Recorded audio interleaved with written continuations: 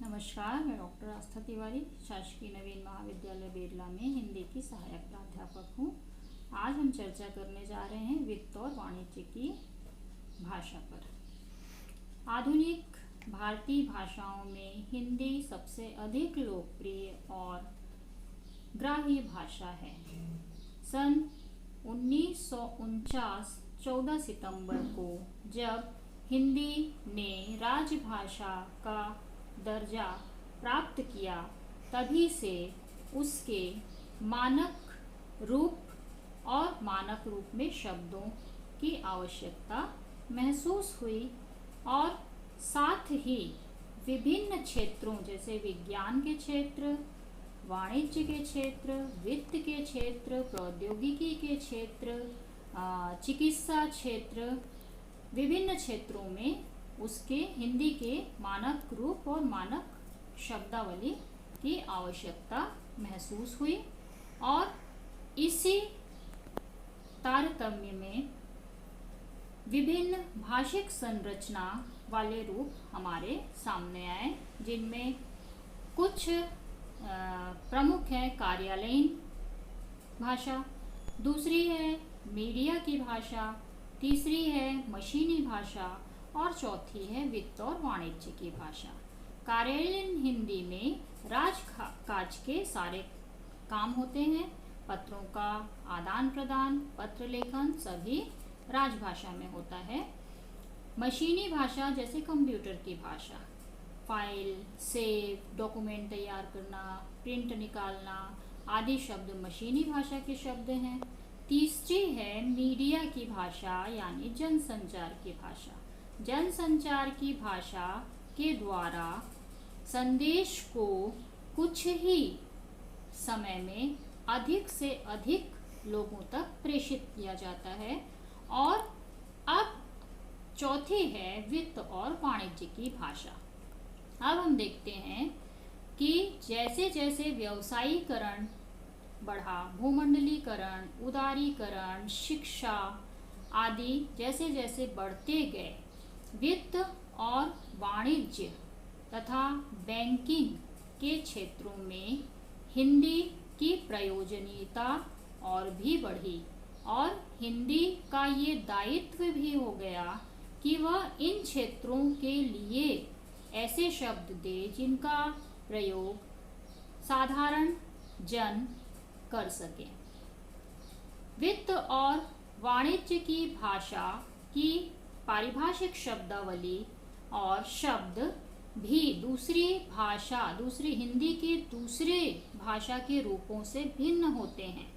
जैसे वित्त और वाणिज्य की भाषा और बैंकिंग की भाषा में आहरण, बैंक में जैसे आहरण, वित्त और वाणिज्य की भाषा में शेयर मार्केट, ट्रांसपोर्ट या परिवहन, वित्त, वाणिज्य, व्यापार आदि विभिन्न क्षेत्र होते हैं और इन क्षेत्रों की भाषा और इन क्षेत्रों के शब्द भिन्न होते हैं हिंदी के दूसरे रूपों से।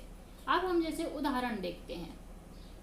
शेयर मार्केट में उछाल, सोने में सोना ऊंचा, चांदी मंदी, मूंग भड़की आदि ऐसे शब्द हैं जिनका प्रयोग हम वित्त और वाणिज्य की भाषा में करते हैं।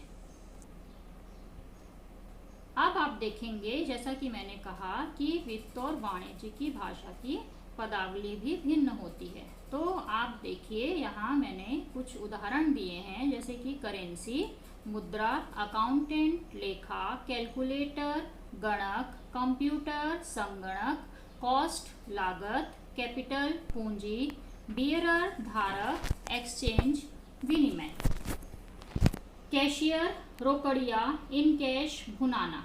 ये शेयर, ये सारे जो शब्द हैं ये वित्त और वाणिज्य से संबंधित विशेष शब्द हैं जो केवल इसी भाषा के लिए उपयोग में लाए जाते हैं। हिंदी निदेशालय ने वैज्ञानिक और तकनीकी शब्दों का निर्माण किया, उसके कोश लाए, उसी प्रकार से आरबीआई ने भी हिंदी से अंग्रेजी और अंग्रेजी से हिंदी कोश का निर्माण किया, जो खासकर वित्त और वाणिज्य और बैंकिंग सेक्टर से संबंधित हैं। अगले उदाहरण के रूप में अभी हमने शब्द देखे और अब हम उदाहरण के रूप में इसकी भाषा का उदाहरण देखते हैं और साथ ही यह भी देखते हैं कि साहित्यिक भाषा से यह किस प्रकार से भिन्न होती है। साहित्यिक भाषा जैसे कि अभी कोरोना के दौर में एक ये खबर आई, कितनी नाराज है कुदरत, आज हवा शुद्ध मिल रही है लेकिन अभागे हैं हम जो मुंह ढके रहने मजबूर हैं। और इस पर किसी कलाकार ने चित्र बनाया है और ये देखिए उसी के साथ मैंने वित्त और वाणिज्य की भाषा का एक उदाहरण लिया है, जिसमें 10 सत्रों में सेंसेक्स निफ्टी करीब 17% मजबूत, बीएसई 500 के 16 शेयर 50% से ज़्यादा चढ़े। इसी प्रकार से ये शब्द हैं जैसे टॉप शेयर 60% से 86%,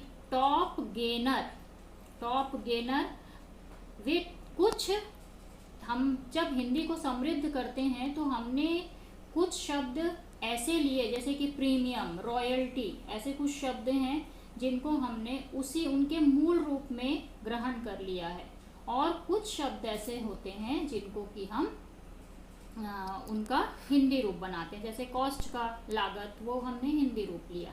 लेकिन कुछ ऐसे शब्द होते हैं जैसे मैंने बताया प्रीमियम है, रॉयल्टी है, तो उसको हम मूल रूप में ही हमने ग्रहण कर लिया है। और आगे इसी में हम देखते हैं एशियाई बाजार में तेजी, 1.45% तक उछले अमेरिकी बाजार। ये कुछ 2 उदाहरण मैंने बताए। अगला उदाहरण और हम देख लेते हैं, जिसमें आरबीआई की घोषणा के बाद बीएसई के 400 शेयरों में लगा अपर सर्किट, सेंसेक्स 986 अंक चढ़ा, रिकॉर्ड निचले स्तर से 48 पैसे मजबूत हुआ रुपया। एशिया यूरोप के बाजारों से मिलेगा सकारात्मक संदेश। और इसी का दूसरा उदाहरण यदि हम देखें तो टेक्सटाइल सेक्टर में 40% मैन्युफैक्चरिंग यूनिट हो सकती हैं दिवालिया।